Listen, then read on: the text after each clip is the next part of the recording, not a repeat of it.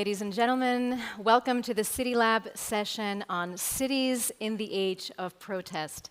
My name is Marianna Evenstein. I'm an anchor at Germany's international broadcaster, DW, and I am very honored to be moderating this conversation with two of the world's most dedicated and engaged mayors.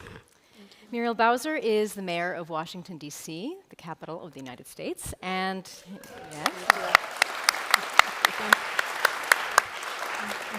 And Claudia López Hernández is the mayor of Bogotá, Colombia. Welcome to both of you. So I think everybody here has noticed that the scale, the intensity of global protests is on the rise. Just looking at a few examples, just from the past couple of years, we had global climate change protests, we've had crowds demonstrating against COVID lockdowns, against vaccine mandates, against mask mandates. We had also people very upset and angry about the economic impact of these COVID lockdowns. We had a global wave of Black Lives Matter activism. We've also seen mass marches around the world against economic and social inequality, against corruption. And of course, right now, in the last couple of weeks, and today as we speak, we are seeing enormous protests across cities in Iran, triggered by the death of Mahsa Amini in police custody, but really it has morphed into a broader movement of frustration and demand for women's rights and, more broadly, human rights in Iran. So people are angry, they're frustrated, and they're taking their anger and frustration onto the streets, and it's up to city leaders to manage these kinds of protests. And Mayor Lopez, we know, of course, that your country, Colombia, and in particular your city, Bogotá, has seen wave after wave of protests over the last couple of years about a whole range of issues. And unfortunately, many of these demonstrations turned very violent. There were deaths. There were also reports of the police using excessive force, including even using live ammunition on demonstrators. How do you, as a mayor, respond to evidence of police brutality, but also other violence by participators of these protests in your city? Well, first of all, let me say that coming from a country that had a previous civil war for 60 years, I'm absolutely empathetic with Ukrainians. And I think we need to support them as much as they just ask. Now, in my own country,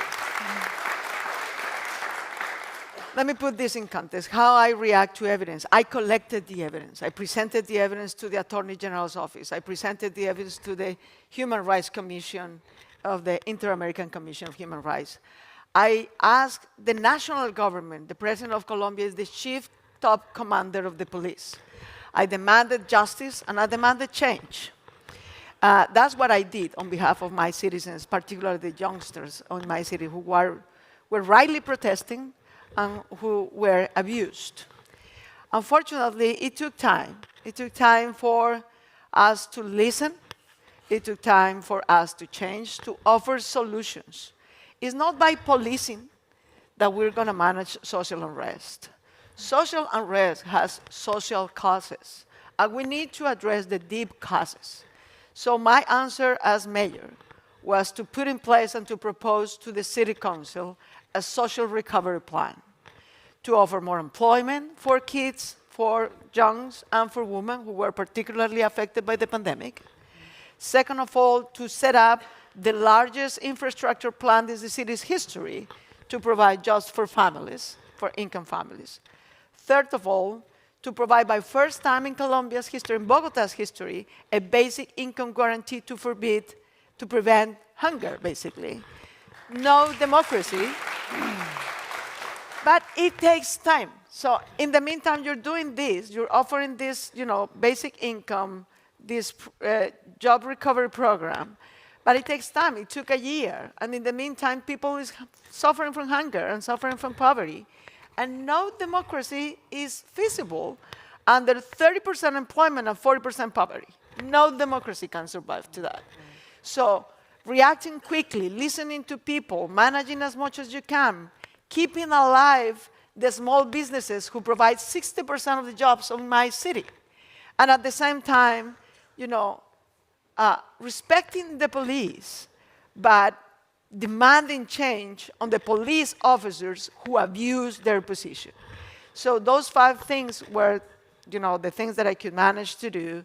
Fortunately enough, after a year, things are better. Unemployment came from 30% to 11%.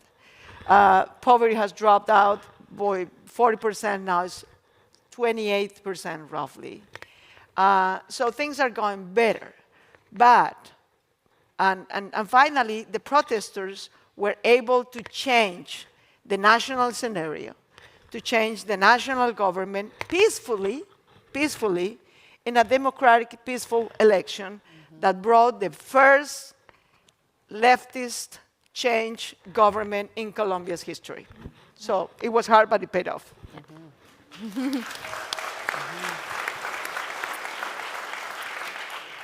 Mayor Bowser, we've seen in the United States as well intense national debate about how to fix the problem of police brutality while not undermining the role that police play in keeping the public safe.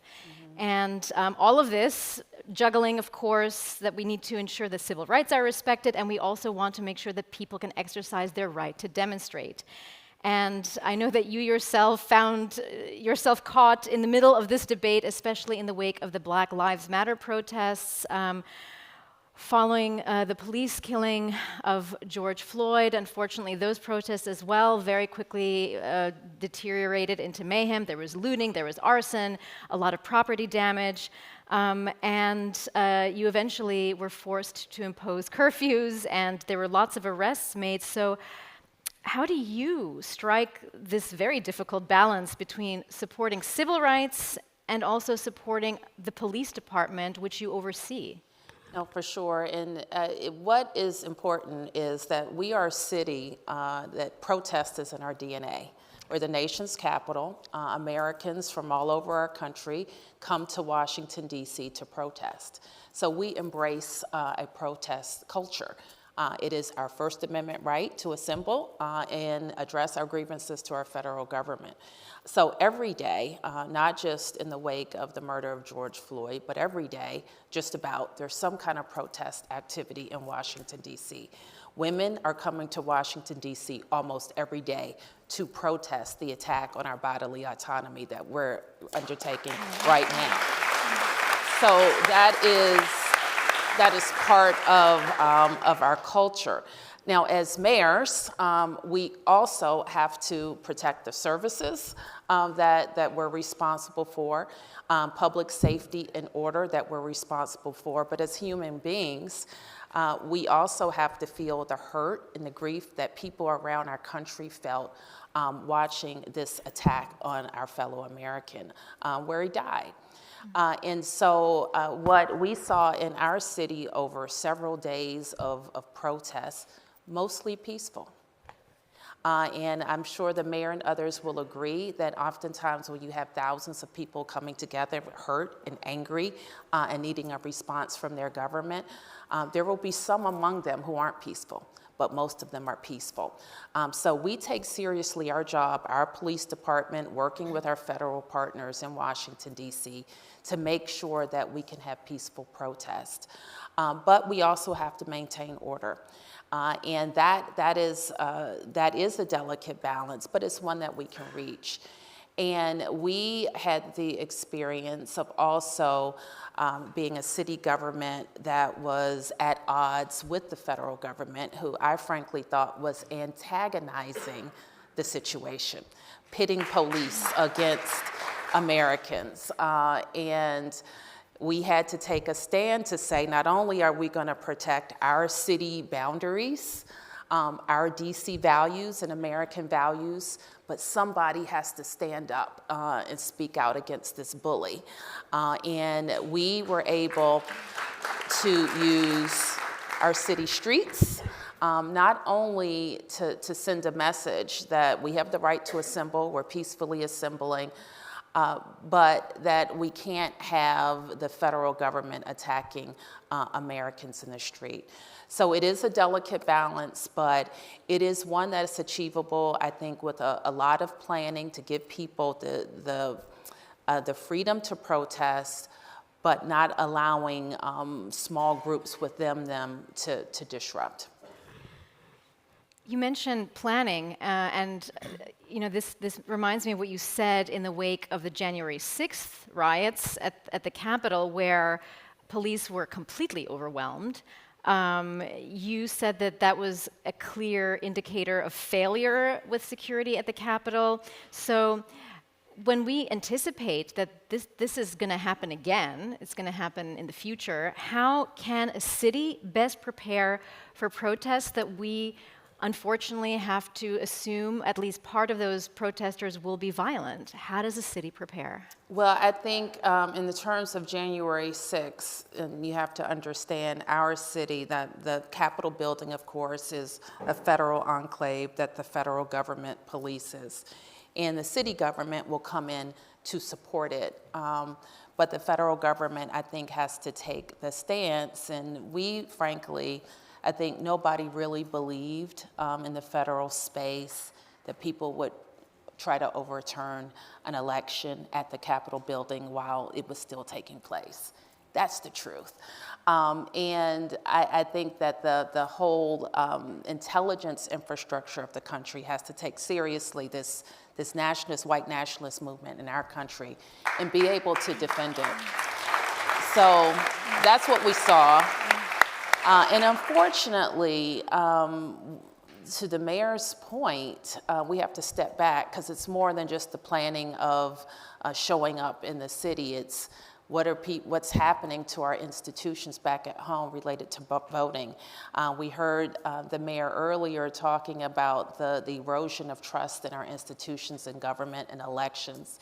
And unfortunately, we see that happening. Now, on the back end for mayors, we're quite frankly thinking about our midterm elections coming up, making sure that we're preparing for people from around the country descending on Washington and making sure that we're safe. And Mayor Lopez, how would you prepare then for future protests in Bogotá, looking at what has happened in the past to try and prevent the kind of violence and injuries that we've seen? What can you do? Well, as much as Washington is the capital of the entire country, also is Bogotá. So we are always, used to having people making their loud voice heard at the national government in the capital city. So that's normal for Bogotá. That's normal for Bogotá. So instead of, we don't have a local police. I definitely think we should have. That's one of the reforms that I expect to learn. But most importantly, what Bogotá did was to ensemble a team of professional social dialogue, of community managers, more than 500 people who will go to every single protest, even before they happen, will talk to the organizers, will hear their demands, will make them heard to the national institution that they want to be listened to, or to the local institution that they want to be listened to. Will make sure that before, during, and after the protest, there will be some sort of serious dialogue about the deep issues that they want to address. They will be on the streets, working side by side with human rights defenders, taking seriously whatever they notice, whatever they say, whatever denunciations they made. That's what the Bogotás have been done. So we went from having sort of 150 community organizers and social dialogue professionals. We now have almost 800 to attend this, previously, during, and after, following up what happens. Because many people came to Bogotá and said, look, I've did this 5 years ago, and then 10 years ago, and nobody really have solved the problem, and I'm not taking seriously. And that's the deep cause, at least in Colombia, is that people has spoke and spoke and spoke and tell what they need, and come to a meeting and come to another meeting and come to and nobody actually solved the issue. They are not taken seriously and respected. And that's at the end, that lack of respect, right? That lack of listening is at the end the problem. Because I can tell you, when I come to the streets for people who's protesting against the mayor's office, because of poverty, because of hunger, because of unemployment, because of the public works, congest traffic, and so on and so forth, when you come forward, you say, respectfully and seriously, look, this is what I can do, this I cannot do. Don't expect me to do this. I will explain you why I cannot do that, why I can only do this. Well, you have a better idea. Let's try to. But when you seriously and respectfully say yes and say no, people can understand reasons. In general, people can understand reasons and make agreements. What they cannot tolerate, and they should not, is an unrespectful playing with their own needs and their own expectations. And I also think, because national politics, more and more globally, is in this politics of division, then I will take Mayor Bloomberg's advice 2 years ago. You are the politics of hope. You in the city, with your citizens, you gotta be the manager of hope. You have no other choice to do it. Hope and deliver and collective action. That's what we should master as mayors, I think, beyond public utilities and social services, that of course is our mandate, but in our current time is collective action to take care of the people, because only people who are respected and taken care of can take care of our democracies. And only democracies commit to peace or to climate change or to human rights. So that's the order, I think. That's the actual order and social order that people is demanding. People is not going to agree on unsocial order and social injustice order. They're not going to agree on that. So we better listen to that. But you really touch upon the big challenge as a city leader. There are certain things that you can influence, and then there are other bigger issues that you have limited influence on. And Mayor Bowser, I know that you very recently have been the target of protests about how your city is handling this influx of migrants being bussed in from states like Florida and Texas. And I mean, that itself is an act of protest by those governors about the federal government's immigration policies, but you know, you cannot be personally responsible for the federal government's immigration policies and all of the consequences that you think not.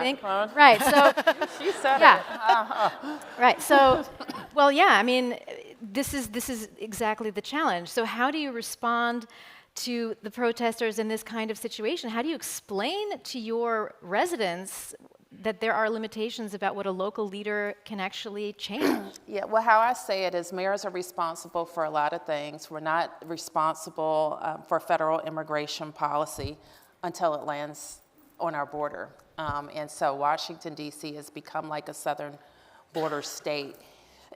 Excuse me, and we actually have a very practical response, an emergency response.